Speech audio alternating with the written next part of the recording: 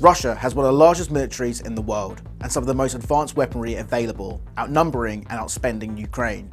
Moscow launched its full-scale invasion of Ukraine on the 24th of February. It was as sudden as it was brutal and relentless. Russia is moving fast. This happened really within minutes of Vladimir Putin finishing his declaration of war in Moscow. The Kremlin believed it could conquer Kyiv in a matter of days, according to Western intelligence. But after admitting it had suffered significant losses, which reportedly included generals and other high-ranking officers, its forces withdrew, leaving a trail of devastation behind them. So how did Ukraine defy the odds and push back Putin's war machine?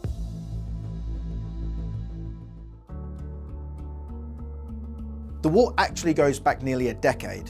In 2014, Russia illegally annexed Crimea. The Kremlin then gave its support to rebels in Donetsk and Luhansk, an area known as the Donbass. Since then, Ukrainian forces have been battling Russian-backed fighters who want the Donbass to break away.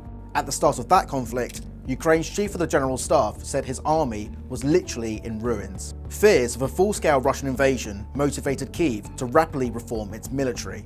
With backing from the West, Ukraine modernized its force, tackled corruption, and transformed the command structure. They were very kind of Soviet, right? Rigid hierarchical structure, but in the 21st century, the speed and lethality of modern war, you can't do that. And now officers are encouraged to make key decisions themselves. Empowering lower level leaders to seize that initiative on the battlefield. That's why the Ukrainian counterattack is so successful.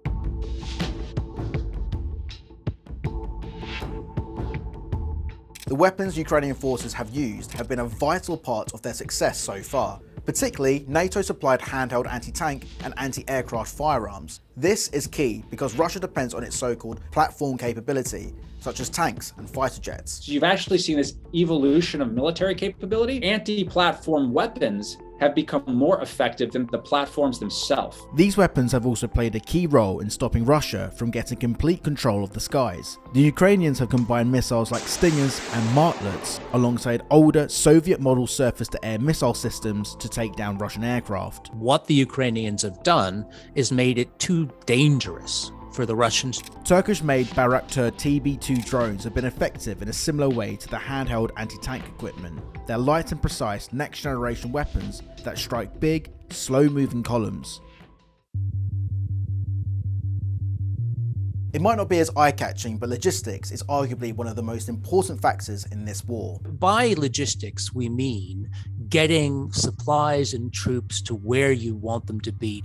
Moscow transported its tanks, troops and supplies to Ukraine's border using the rail networks in Russia and Belarus. But once they entered Ukraine, they couldn't rely on these supply lines anymore. Instead, they needed trucks, and lots of them. The Ukrainians seemed quite set from early in the war on attacking Russian trucks. Almost 800 Russian trucks and jeeps have been destroyed, captured or abandoned since the war began, according to open source evidence. It's also estimated that Russia has lost more than a third of the roughly 1,200 tanks it rolled over the border. The best way to stop a tank is to keep it from moving. Get rid of its fuel. Then it just becomes a beached whale. This is what happened to the 40-mile Russian column outside Kyiv. Satellite images confirm it's big, deadly, and dangerous. But it became a massive traffic jam. Hundreds of vehicles gridlocked, needing fuel and repairs. One of the great logistics disasters in warfare. Putin's war machine has fallen short of the modern, well-organized image the Kremlin had projected before. There are significant corruption problems in defense procurement in Russia. It's a huge problem.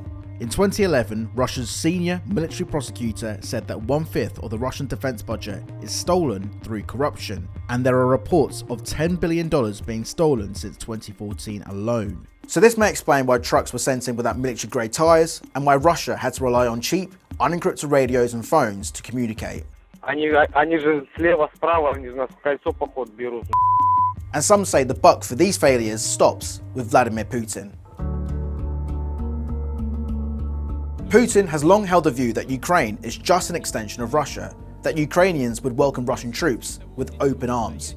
Еще раз подчеркну, что Украина для нас это не просто соседняя страна. Это неотъемлемая часть нашей собственной истории, культуры, духовного пространства. Instead, they were met with fierce opposition. Putin seems to have launched this war based on extremely faulty intelligence. Western intelligence says that a culture of fear in the Kremlin has meant Putin was not given an accurate picture of Ukraine's willingness to fight. What are the Ukrainians fighting for?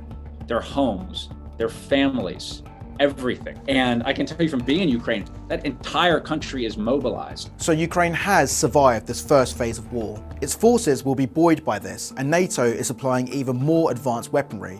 But the Kremlin is now concentrating its forces on the Donbass region, and there are fears this more open terrain is better suited to Russia's strategy, and the military leadership will turn to more ruthless tactics that they have used in previous conflicts.